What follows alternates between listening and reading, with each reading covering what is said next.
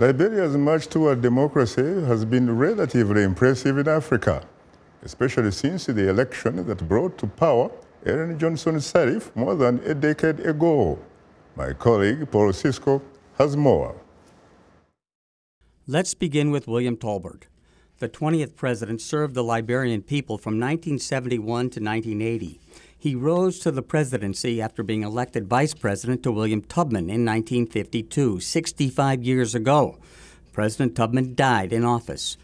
At the time, Liberia was a one-party state with limited civil liberties and the judiciary and legislative branches subservient to the executive. Tolbert initiated important democratic reforms, among them barring the president from serving more than 8 years, or 2 terms. Significant opposition came from members of the legislature seeking to repeal the constitutional amendment. Tolbert was killed in a coup d'etat led by then Master Sergeant Samuel Doe on April 12, 1980. Doe ran the country with an iron fist, organized controversial president elections, corrupted in 1985, and was assassinated in 1990. Charles Taylor emerged then as president following the 1997 general elections. He resigned 6 years later on August 11, 2003. Successors followed. The presidency resumed January 16, 2006, following the election of Ellen Johnson Sirleaf, Africa's first democratically elected female president.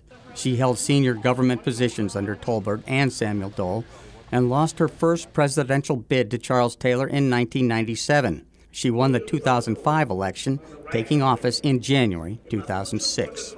Taylor is now in jail, tried and convicted of crimes against humanity by a UN Special Tribunal for Sierra Leone. Today, at least 8 Liberians are running in the October presidential contest. A recent poll says the 2 frontrunners are Vice President Joseph Boakai of the ruling Unity Party and former soccer standout George Weah of the Coalition for Democratic Change.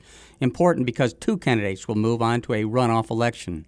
Also running, Charles Brumskan of the Liberty Party, former rebel leader Prince Johnson, and businessmen Jeremiah Wapoe, Benoni Ure, and Richard Miller.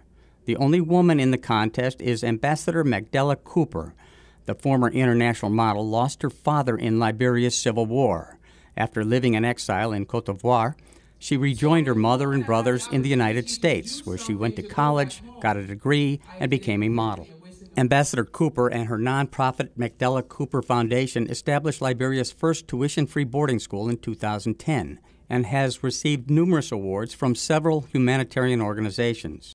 Liberia's next president, the successor to President Sirleaf, will be determined in a 2-candidate runoff following the October vote and be inaugurated in January 2018.